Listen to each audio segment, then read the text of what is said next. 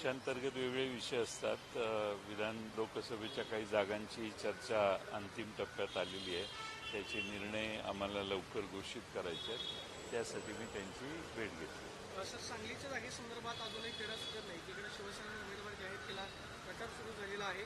काँग्रेस आणि राष्ट्रवादी काँग्रेस शरदचंद्र पवारांचे पदाधिकारी मात्र त्याच्यामध्ये कुठेही दिसत नाही. हा जागेचा नेमका तिढा कधीपर्यंत सुटू शकतो? हा जागेचा तिढा साधारणपणे लवकर सुटायला हवा.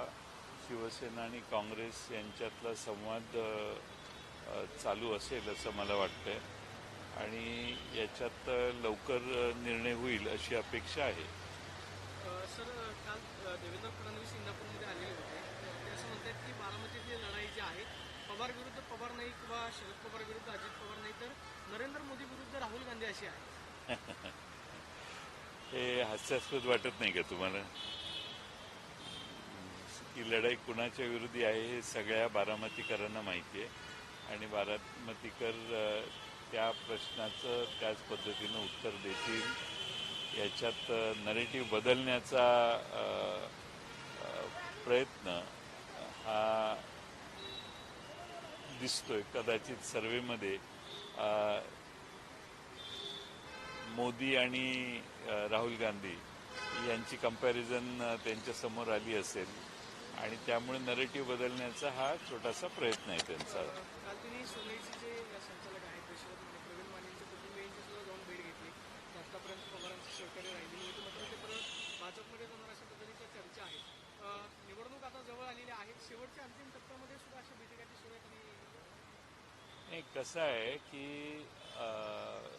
माने कुटुंबीय पवारसाहेबांचे कट्टर समर्थक कायम राहिलेले आहेत आणि त्यांना कधीही विचारलं तरी 200% माझी खात्री आहे की ते पवारसाहेबच म्हणतील.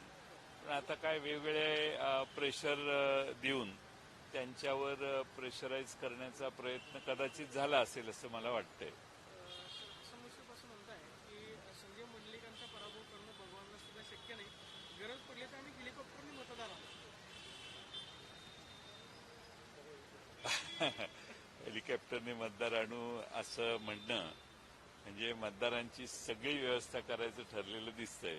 हे भरपूर गबाड दिसतंय, त्यामुळं मतदारांना हेलिकॉप्टरने आणण्याची तयारी दिसते आणि किती आमचे विरोधक पैशाने गब्बर आहेत आणि किती प्रचंड मोठी त्यांच्याकडे ताकद आहे हे दिसतंय आणि महाराष्ट्रातल्या जनतेला हे उदाहरण लक्षात आणून देणार आहे की प्रचंड माया समोरच्या बाजूनं गोळा करण्यात आलेली आहे. आम्ही जनतेच्या साथीनं जनतेच्या जीवावर निवडणुकांना सामोरं जातोय. मला विश्वास आहे की महाराष्ट्रातले जनता याचा विचार नक्की करेल आणि पवारसाहेबांच्या, उद्धव ठाकरेंच्या आणि काँग्रेस पक्षाच्या पारड्यात आपलं वजन टाकेल आणि पुन्हा एकदा महाराष्ट्र पूर्ण रुळावर आणण्याचं काम करेल. साहेब, माढा आणि सातारा बाबत काय निर्णय होणार आहे? कारण निर्णय झाल्यावर सांगतो. पुढचा प्रश्न काय? बीडमध्ये बजरंग बाप्पा सोनवणेंना उमेदवारी देण्यात आली आहे. ज्योतिमेतेंच्या नावाची चर्चा होती, मात्र ते अखेरपर्यंत झालं नाही. त्यांनी इच्छा सुद्धा व्यक्त केलेली होती, पवारसाहेबांची भेट घेतली. नेमकं झालं काय की बजरंग सोनवणे यांचा पक्षप्रवेश झाला आणि त्यानंतर त्यांना लोकसभेची उमेदवारी जाहीर झाली? बजरंग सोनवणे आमच्या पक्षातच पूर्वीपासून होते. ते कुठेही गेलेले नव्हते आणि त्यांचा पक्षप्रवेश करण्यापेक्षा त्यांना पुन्हा कार्यरत करण्याचं काम आम्ही त्या दिवशी केलं आणि बजरंग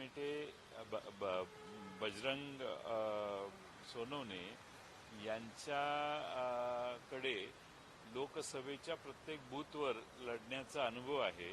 त्यांनी एक लोकसभा लढवलेली आहे आणि ते आमच्या पक्षात पवारसाहेबांच्या विषयी त्यांची आत्मीयता ही पूर्वीपासून होती आणि कार्यकर्ते सगळ्यांचं मत आम्ही लक्षात घेऊन त्या निर्णयापर्यंत आम्ही आलो. मेटेताईंच्याबद्दल किंवा मेटे साहेबांच्याबद्दलही आम्हाला जरूर आदर आहे आणि म्हणून साहेबांनी त्यांना बरोबर घेऊन आपण एकत्रितपणाने भविष्यकाळात काम करू शकू असा विचार मांडलेला आहे. मला अपेक्षा आहे की त्याला योग्य प्रतिसाद देतील. त्यांचा प्रशासकीय कामाचा अनुभव देखील आहे. वंचितनं जी भूमिका घेतली आहे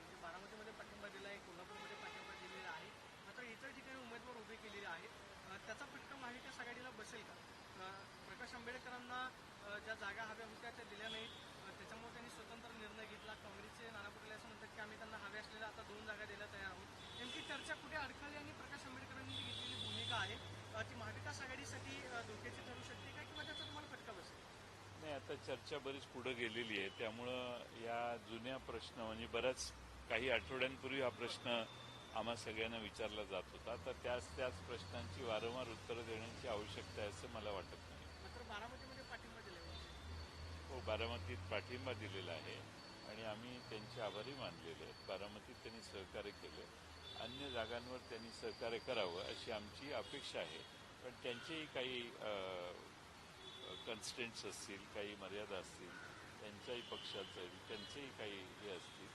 त्यामुळं वेगवेगळ्या ठिकाणी त्यांनी वेगळे उमेदवार उभा करण्याचं ठरवलेलं दिसतंय.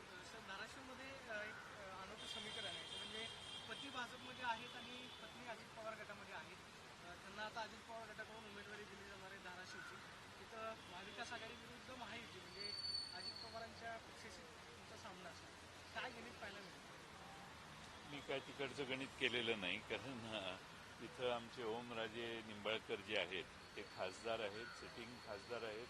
निष्ठेने उद्धव ठाकरेंच्या बरोबर राहिलेले ते खासदार आहेत आणि कधी त्यांनी निष्ठा ढळून दिलेली नाही.